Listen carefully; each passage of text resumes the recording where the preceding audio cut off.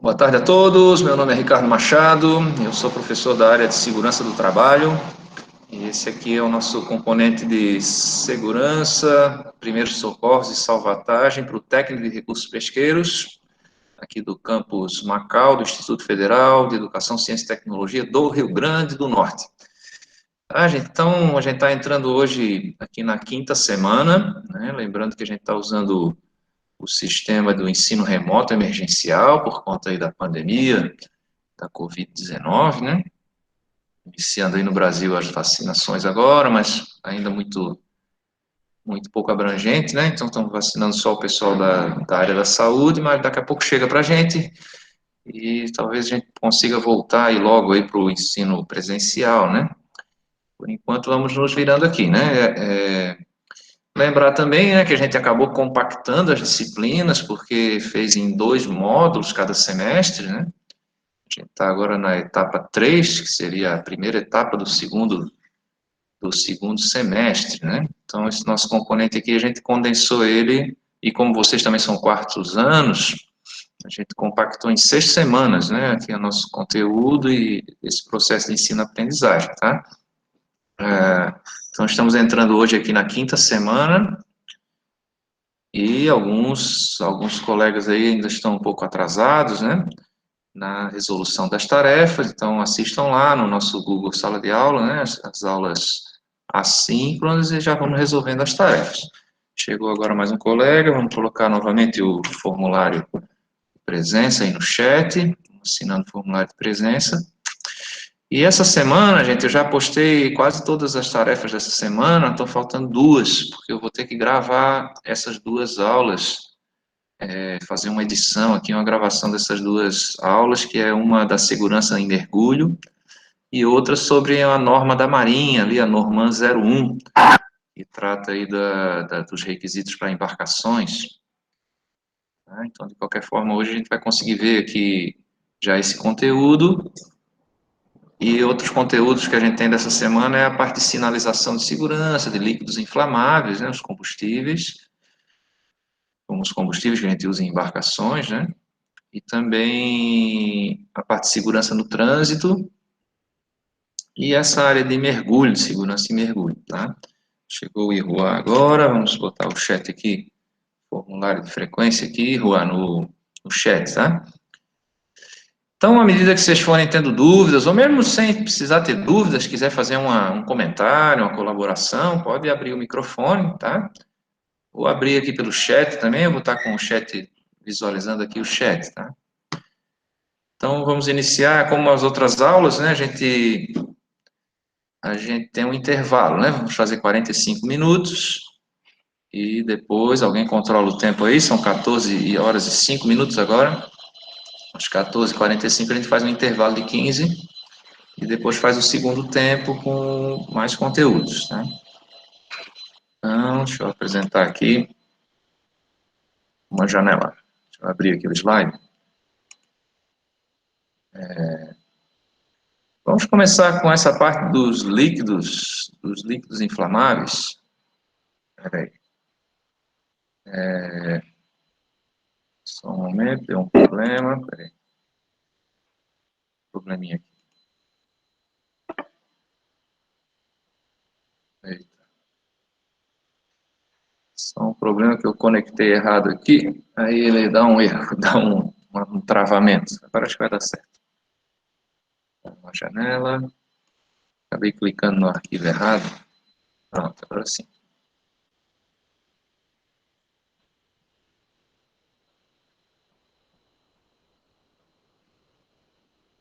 E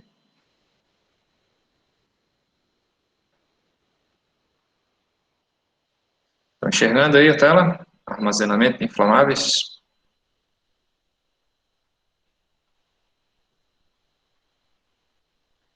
Tá certo, né? Ok, então.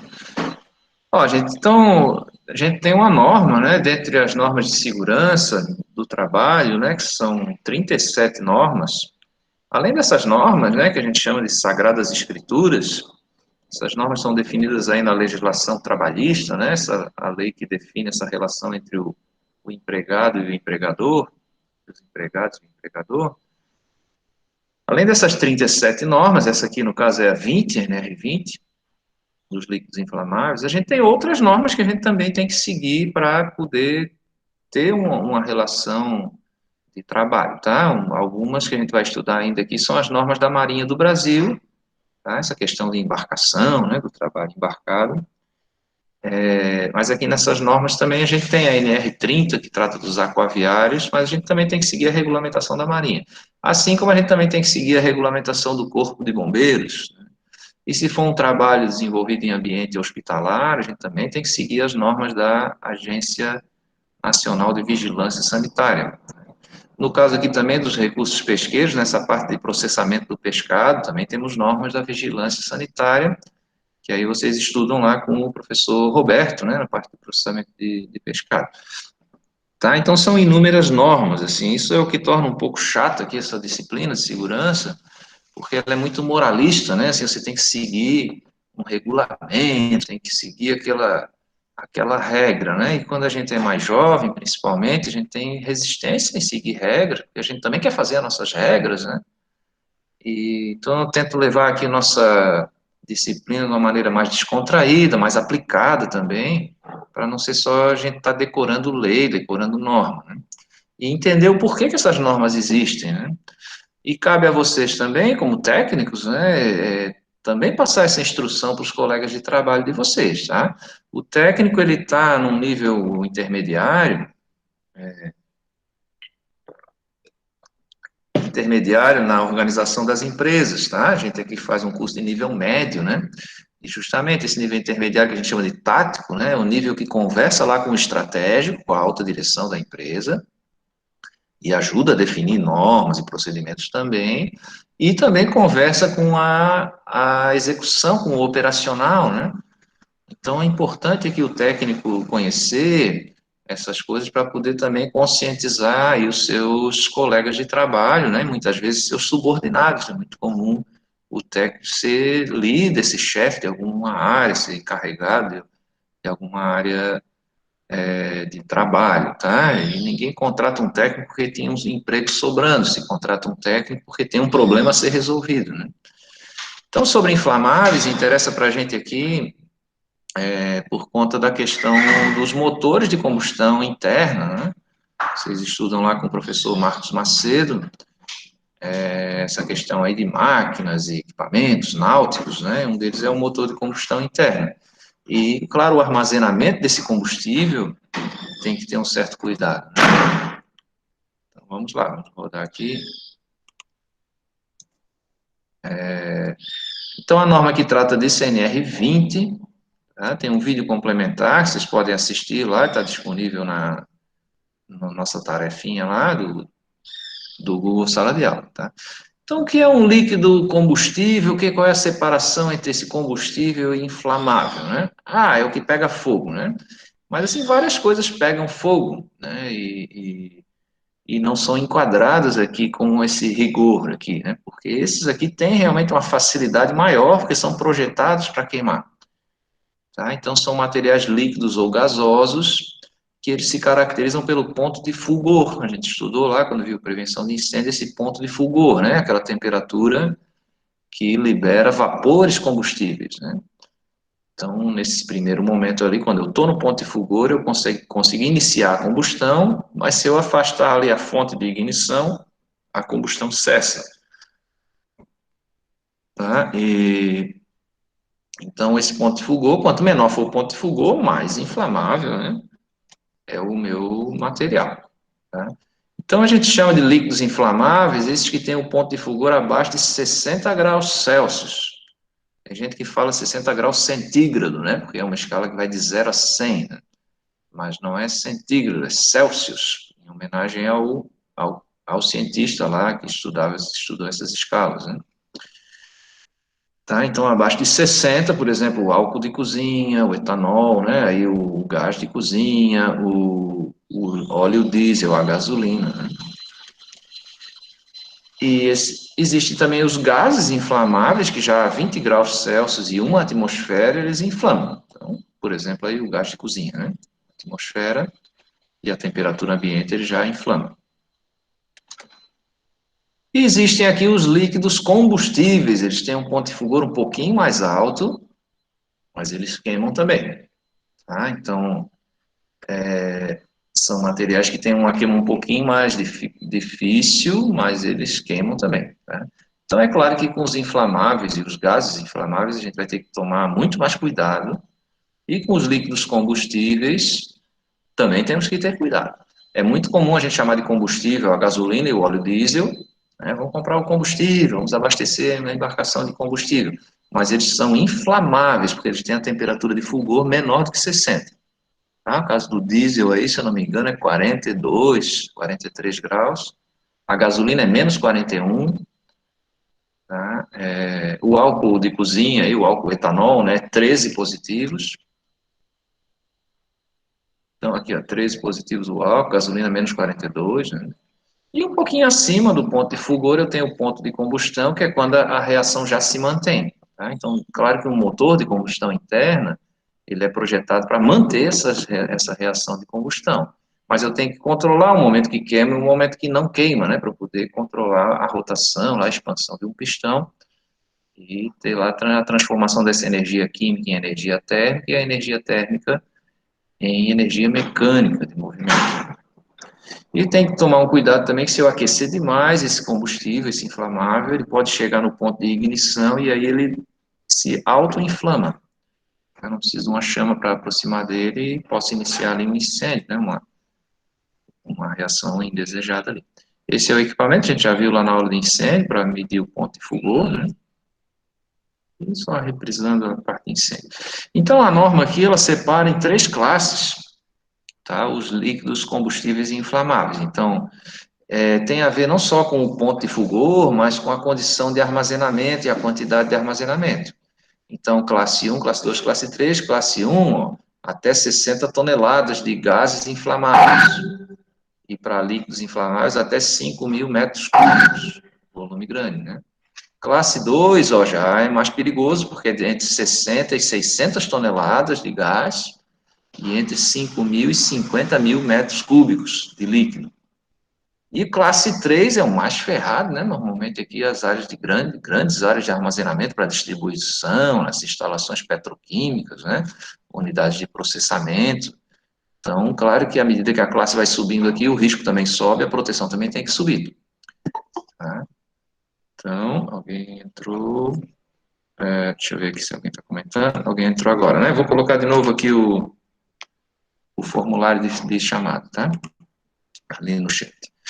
Então, a maneira mais segura de eu armazenar combustíveis é abaixo do solo, tá? Lembre que o combustível ele queima na superfície, então se ele se espalhar, eu aumento mais a superfície de queima, né? E vou complicar mais o controle de um incêndio. Então, a gente prefere que esses tanques sejam enterrados. Nos postos de combustível e de abastecimento, eles são enterrados. Tá? Mas muitas vezes não vou poder fazer isso, né? Então, vou ter que ter, por exemplo, dentro de um veículo, dentro de uma embarcação, então, vou ter ali um combustível aparente. Aí eu tenho que ter outros cuidados que a norma da Marinha lá vai definir, né? No caso de embarcações, né? Para esse tanque de subsolo aqui, a gente tem que tomar o cuidado com a corrosão. Então, vocês podem ter lá na sede da empresa de vocês, uma empresa de pesca, um grande tanque desse que vai abastecer as embarcações. Então, esse tanque tem que ter um tratamento por conta da corrosão do solo. Então, ele tem várias camadas ali de polímeros para ter uma proteção contra a corrosão. E tem uns que fazem ensaios também periódicos aí da vedação, para ver se está vazando o combustível para o solo, né, para não contaminar o lençol freático.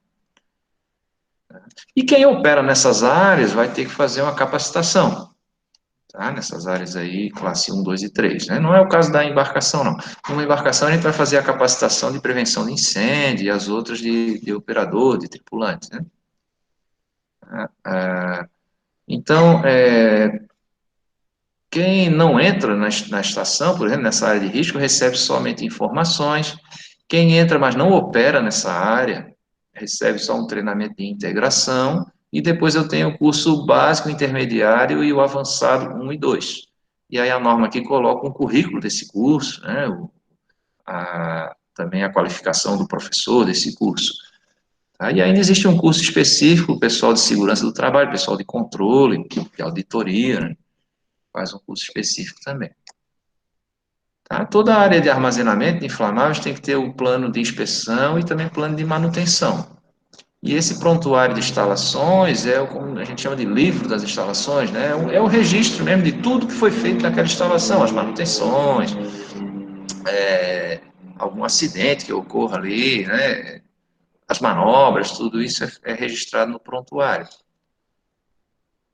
Tá? Então, aqui estão as cargas horárias desses cursos, ó, 4 horas para classe 1, 2 e 3, aqui a mesma carga horária, né? Para esse pessoal que não mantém o contato direto com o processo. Aí, à medida que a gente for tendo um contato, né, vai aumentando a carga horária. Tá? Então, se a atividade for de curta duração, o curso é de 8 horas para a classe 1, 8 horas para a classe 2, 8 horas para a classe 3. Lá embaixo, o pessoal de segurança do trabalho recebe um curso de 16 horas. Para a instalação classe 1, ó, o pessoal de segurança do trabalho não precisa de curso, porque já tem esse curso de formação no curso técnico de segurança, né? Ou no curso de engenharia de segurança do trabalho. Tá? Mas numa instalação de classe 2 já tem que ter um curso de 16 horas. Né? E o pessoal de operação, de atendimento à emergência, já são cursos maiores, de até 32 horas. Então, na norma tem lá um currículo, né? E aqui está a periodicidade, ó, cada 3 anos você tem que fazer um curso de atualização, né, de 4 horas. Aqui o curso intermediário a cada 2 anos e o curso avançado a cada ano. Então seria o que o pessoal chamava antigamente de reciclagem, né, curso de reciclagem. Tem também curso de integração, curso básico aqui, com carga horária de 8 horas, aqui o intermediário 16, o avançado 24. E tem os específicos lá de 32 horas também. Então, esse é o conteúdo programático, né? Para esses cursos, né? O curso específico de 16 também. E tem um de até 32 horas. Para transportar, gente, aqui a gente já começa a ter mais aplicação para a nossa área de recursos pesqueiros. Para tambores de 200 litros, a gente transporta sempre no carrinho, né? A gente amarra aqui, deixa eu passar o meu mouse ali. Aqui tem um sistema para você travar o tambor no carrinho. E aí você transporta esse tambor, né? Cuidar muito com esses tambores, tá? Às vezes a pessoa quer cortar ele para fazer uma churrasqueira, mesmo vazio, ele está cheio de gás inflamável, de vapor inflamável, então ele explode, tá? Então, se for cortar um tambor desse, primeiro você enche ele de água para expulsar o vapor, o combustível ali de dentro, e depois faz o corte. E tem que tomar o cuidado também, porque esse material pode ser tóxico, você pode envenenar a carne ali, envenenar o seu filho, né? Fazendo churrasco com um tambor desse de material químico, de combustível. Tá? Então não é muito recomendável você usar isso para churrasqueira, não. O armazenamento interno para pequenos volumes, por exemplo, lá no laboratório, né, de pesquisa, de ensino, como a gente tem aqui no IF, existe um cofre à prova de fogo, esses aí, um armário corta-fogo. Tá? Ele tem sempre que ter uma bandeja de contenção para o caso de um vazamento, estourar algum recipiente desse aí, não vazar para fora. Então, ali no fundo do armário, a gente tem uma bandeja de contenção que tem que armazenar o volume total dos frascos que tem aí nesse armário. Às vezes tem que fazer um grande tanque aqui, ó, para fixar o meu tanque externo, fazer uma bacia de contenção um pouco maior. E existem também esses pallets aí de contenção, no caso de um vazamento, o pallet comporta o volume do tambor. Ó, um tanque maior aqui, se ele for de superfície, né, de preferência a gente enterra ele, né, mas se for de superfície tem que ter aqui uma bandeja de contenção. Aqui também para manobrar, para passar para recipientes menores, mas a gente vai chupar ele numa mangueirinha, né? Então existe uma bombinha ali mecânica e você usa aí um pallet para se tiver algum vazamento aqui não contaminar o solo. Ok, claro, dentro da embarcação, depois a gente vai estudar os cuidados com a embarcação, como é o meu tanque de combustível, como eu transporto, como eu armazeno, né? Como eu vou abastecer essa embarcação, a gente vai estudar na aula da Norman 001 e 03. Ok, deixa eu parar essa apresentação aqui de líquidos inflamáveis, vamos para outro conteúdo dessa semana. Alguma dúvida aí? Alguém chegou mais tarde aí? Vou botar o formulário de novo aí no chat, tá? Estamos agora com 15 pessoas, então 14 alunos e um professor. Vou apresentar o segundo conteúdo. Vou abrir a janela. Vamos agora para a sinalização de segurança. Eu vou desligar o meu WhatsApp aqui. Barulhinho.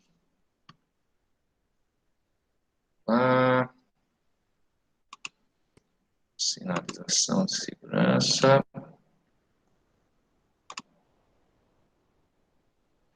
Está aparecendo aí para vocês.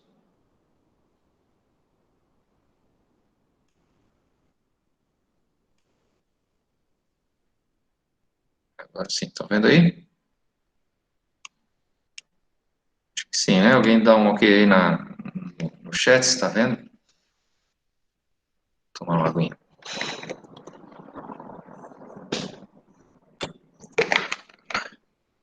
Ok, estão vendo o slide? Aí apareceu, beleza. Então, gente, ó, a sinalização de segurança, ela não substitui outros mecanismos de proteção, tá? Não adianta eu ter um piso escorregadio e botar ali cuidado, piso escorregadio, e a pessoa vai escorregar, mesmo vendo a placa, né? Então, ela é um meio complementar, tá? E a boa sinalização é como uma pessoa que se veste bem. Você olha para ela e sabe que está bem vestido. Se você tiver que estar explicando, é porque a pessoa está mal vestida. Inclusive, o excesso de informação é ruim. Pense aí numa pessoa mal vestida, aquele cara que veste a camisa listrada com a calça quadriculada, né? O Agostinho Carrara, lá da Grande Família, né?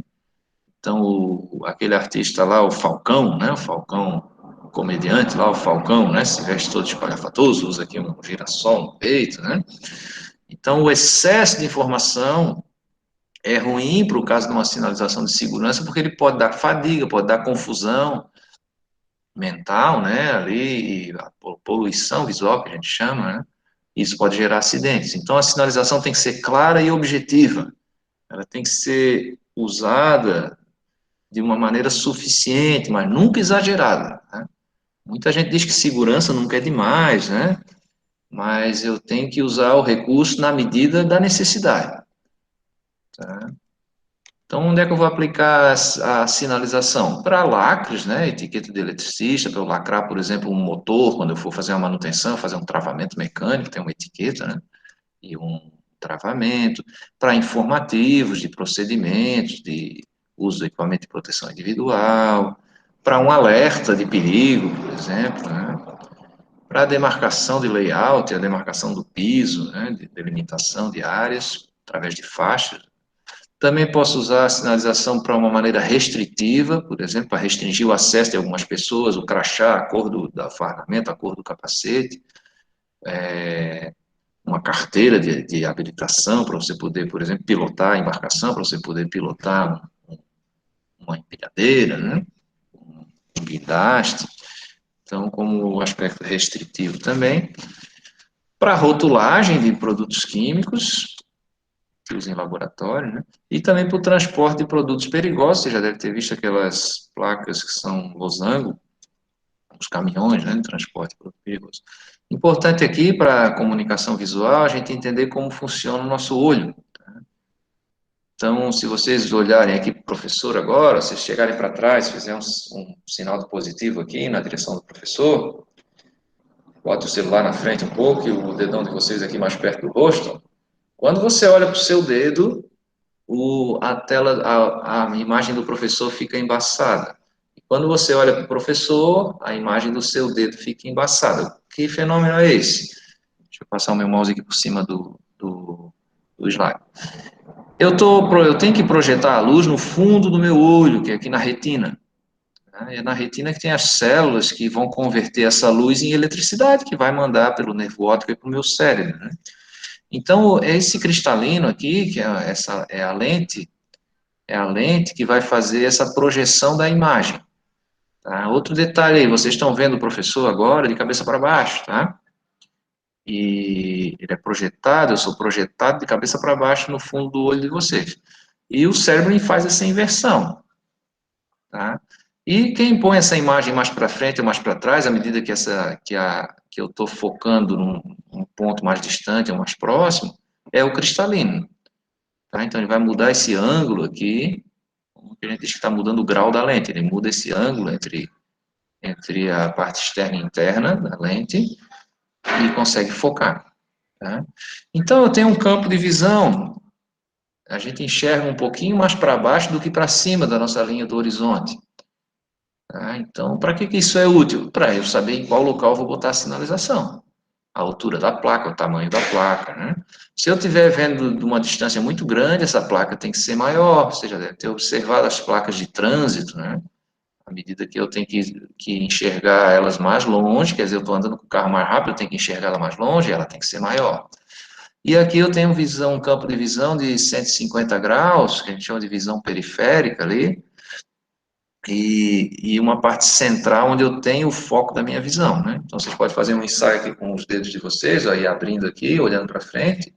Chega um momento que você começa a ver o seu dedo mais embaçado e uma hora que você não vê mais, né? Que saiu da sua visão monocular aí, você não tem mais a visão periférica, né? E a visão de precisão ela é central.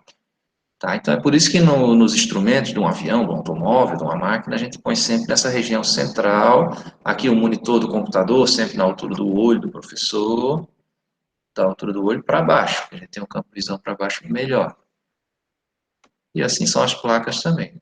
A gente também recorre ao contraste, né? Ó, aqui está fácil de ler, se eu botar um fundo amarelo com a letra preta, fica um pouco mais fácil, mas dá uma fadiga visual aqui, né? Aqui também fica um pouco mais fácil, com menos fadiga.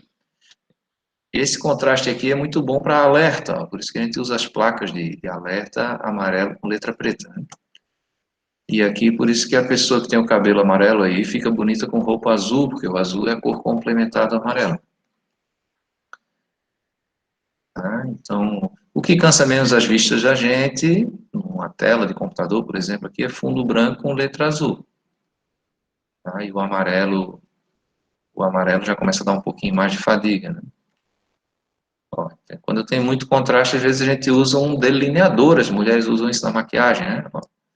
Para dar uma quebrada nesse contraste, né? Funciona. Tá, tem também a psicologia das cores, as cores quentes, né? O vermelho, laranja, amarelo, e cores frias, o verde e o azul.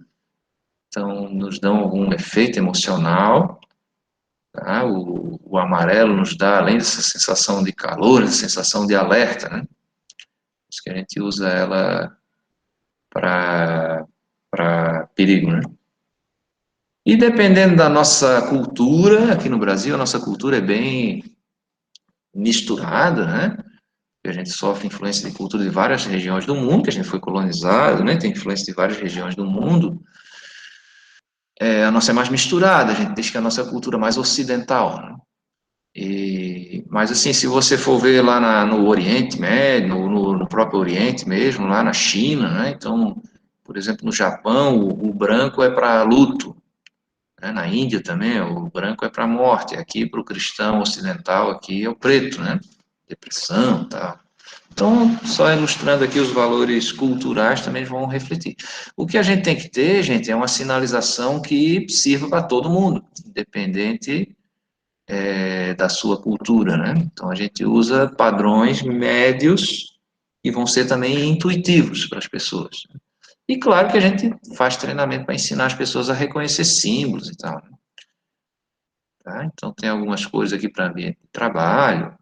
Na casa da gente, a gente tem que ter um cuidado também com a cor das paredes, porque algumas cores são muito cansativas, né? Então, a gente prefere tons pastéis, assim, né? O bege, o verdinho claro, o azulzinho claro. Evita cores muito fortes, porque as cores fortes são cansativas. Tá? De maneira geral, as pessoas preferem a cor azul. Se vocês quiserem parecer mais simpáticos para alguém, vão de azul para a entrevista. Tá? Sim, a Alice disse que vai resolver um probleminha da internet, depois, se puder, voltar. O homem gosta mais de azul e a mulher também gosta mais de azul, mas em segundo lugar, o homem gosta mais do vermelho e a mulher gosta mais do verde. Tá, mas isso é em média, né? Não quer dizer uma preferência individual, né? Então, isso importa para a gente também nos designs, né, e na sinalização também. E algumas coisas são padronizadas por norma. Por exemplo, essas cores da segurança do trabalho tem uma norma da BNT, a 7195, NBE 7195. Né? Tem outra norma aqui só para cores de tubulação, que a gente já vai estudar agora. Tem também o transporte terrestre, também a sinalização de incêndio, que a gente já viu um pouco lá na aula de incêndio, né? E a norma para os produtos químicos. Então, ó, para a segurança do trabalho, vou passar mais rapidinho aqui. O vermelho para equipamentos de incêndio, né? O amarelo para o alerta, partes baixas de escada, corrimões, espelho de degrau de escada, equipamento de transporte manual, por exemplo, empilhadeiras, né? Carrinhos de mão.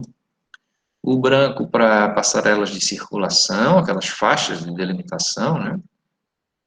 Setas no piso, né? As marcas de direção, coletores de resíduos, bebedouros. O azul para instrução, né? Barreiras de advertência, também para o ar comprimido. O verde é a cor da segurança, tá? Caixa de socorro de urgência, chuveiros de emergência. O laranja é para o perigo, tá? Então eu tenho ali o vermelho para proibição e o amarelo para o alerta. Vermelho para o amarelo da laranja, né? Então a gente usa para perigo, canalizações de ácidos, partes móveis de máquinas, parte interna de guardas removíveis, proteções, né?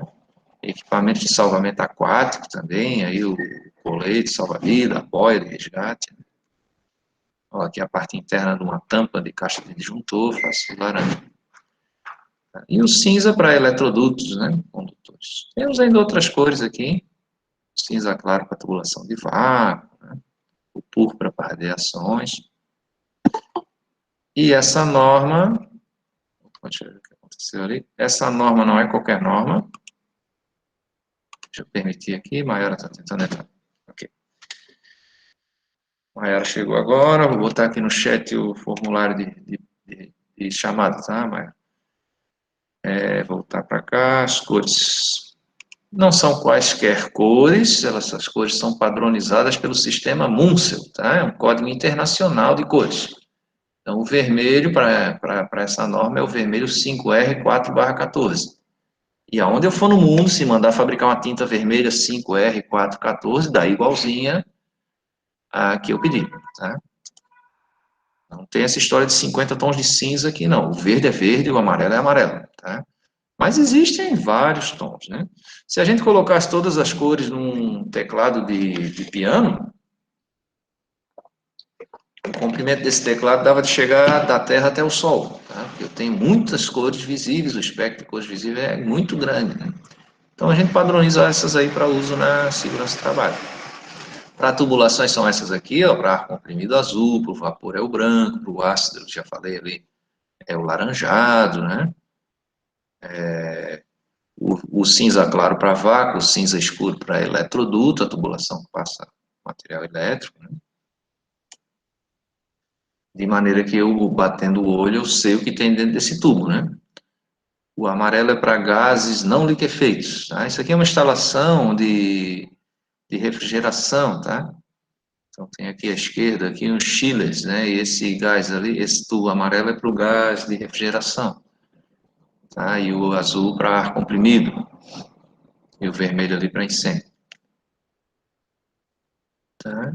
Para sinalização de incêndio, aqui rapidamente, para rota de fuga sempre é verde, e para equipamento de incêndio sempre é vermelho. Tá? Então, extintor, hidrante, mangueira e a rota de fuga. Tá? Se eu tenho somente as mangueiras, uso o símbolozinho de mangueira. Se eu tenho somente o hidrante, uso o H de hidrante. Se eu tenho hidrante dentro da caixa de mangueira, aí eu uso aquele símbolozinho de mangueira ali também. Somente, tá?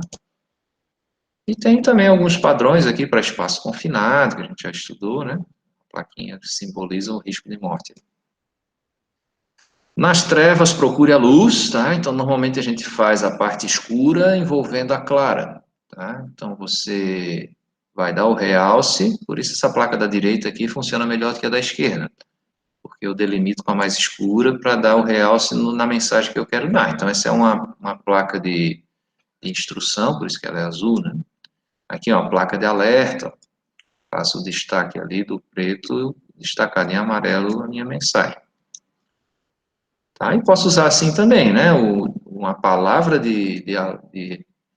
uma palavra de alerta ali em cima, né? De chamada, e embaixo uma frase descritiva e um pictograma. Né? Sempre uma coisa clara e objetiva, sem ser muito carregado, né? Tá? Se a mensagem for muito grande, aí eu não uso placa, a gente usa um manual, usa um outro recurso, tá? Ok, deixa eu parar a apresentação aqui. E vamos agora para o outro tema, temos ainda uns 5 minutinhos aí. Segurança no trânsito. Depois do intervalo a gente vai ver a questão do mergulho, que é o mais legal dessa aula aqui. Acho que vocês já devem ter tido vontade aí de mergulhar, né? Então depois do intervalo a gente vai ver a segurança em mergulho, tá? Deixa eu apresentar essa parte de segurança no trânsito. Faz aí um pouco mais de um ano, a gente perdeu um colega aí do campus, o professor Wilson, num acidente de trânsito, tá? Questões anormais, deixa eu ver aqui. Então é sempre comovente aqui dar essa aula, né? Porque não é uma coisa teórica, né? É uma coisa que as pessoas se acidentam e morrem, né? Talvez todos vocês, né? Talvez vocês não conheçam alguém que morreu de AIDS, né? Mas todos vocês devem conhecer alguém que morreu no trânsito. Deve ter lembrança de alguém que morreu no trânsito, né?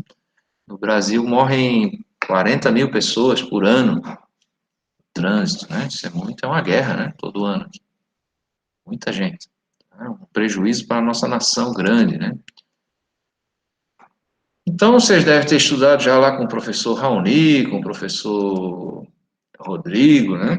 Carlos Rodrigo, da física, né? Essa coisa do tempo e movimento retilíneo uniforme, movimento retilíneo uniformemente acelerado, né?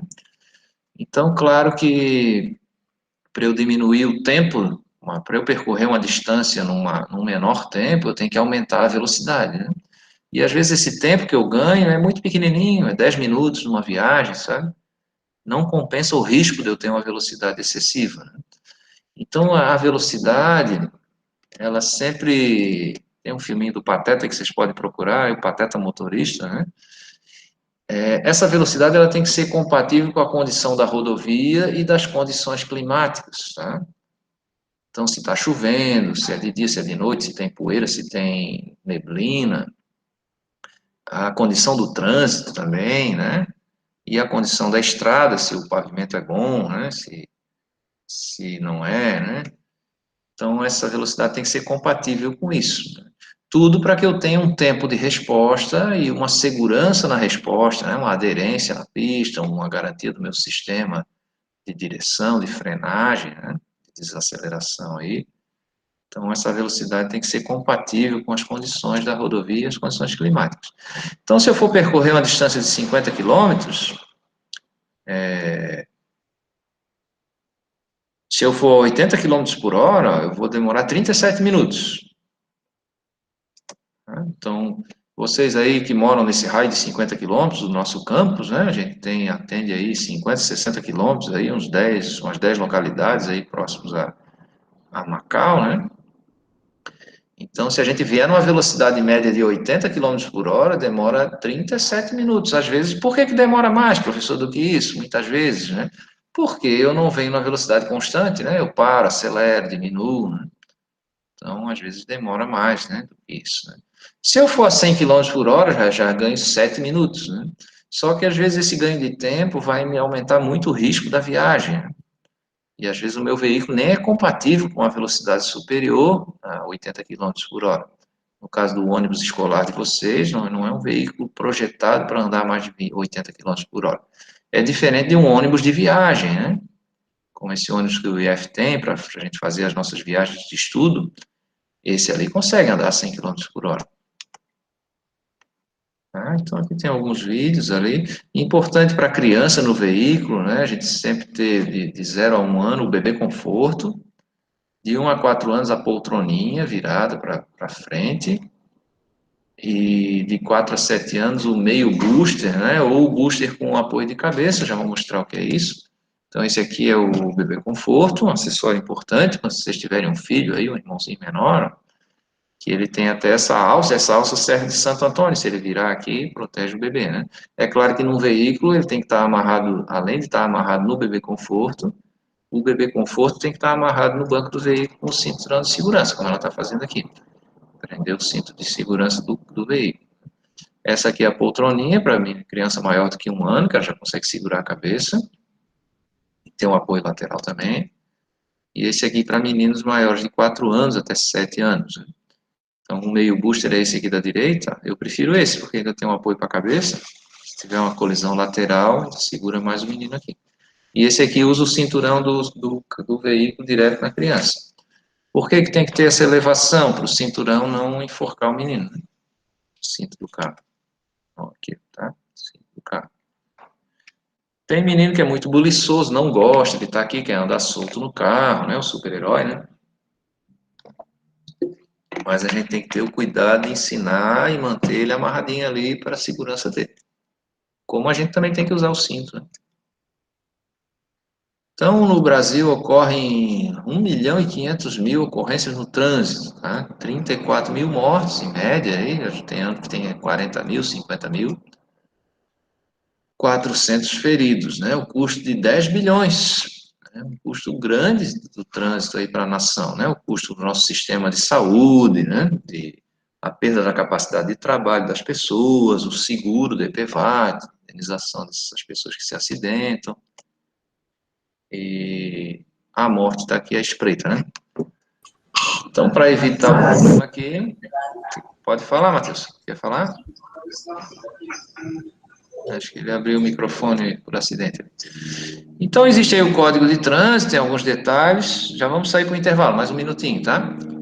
Então, a parte básica do código de trânsito tem lá no primeiro capítulo, né? Que toda pessoa que está envolvida no sistema de trânsito tem que se abster de constituir perigo ou obstáculo para o trânsito. Mesmo que eu não tenha um veículo, eu botar uma pedra lá no meio da rodovia, eu estou ferindo o código de trânsito. Tá? Só posso usar a buzina para alerta, não posso estar usando para chamar as pessoas, né? Sempre eu tenho, quando abrir a porta, olhar antes de abrir a porta para não acertar um motoqueiro, né, um ciclista. Preferência a gente saltar as pessoas para o lado da calçada, né. As motocicletas têm que sempre andar no meio da faixa, tá, nunca na beiradinha, né. Aqui é a coisa da transporte das crianças, né, uso do cinto de segurança. Também eu não posso deixar de prestar socorro, né, de adotar providências para remover o meu veículo, um acidente, né. Não posso parar o veículo a menos de 5 metros de esquina, que tem umas multas aí, ou afastado a mais de meio metro da calçada. Tá? Depois do intervalo a gente vê essa parte aqui da direção defensiva, que é como dirigir com segurança, tá? Vamos para o intervalo agora, gente? 15 minutinhos aí. Espero vocês daqui a pouquinho. Vou parar a gravação e daqui a pouquinho a gente volta. Valeu.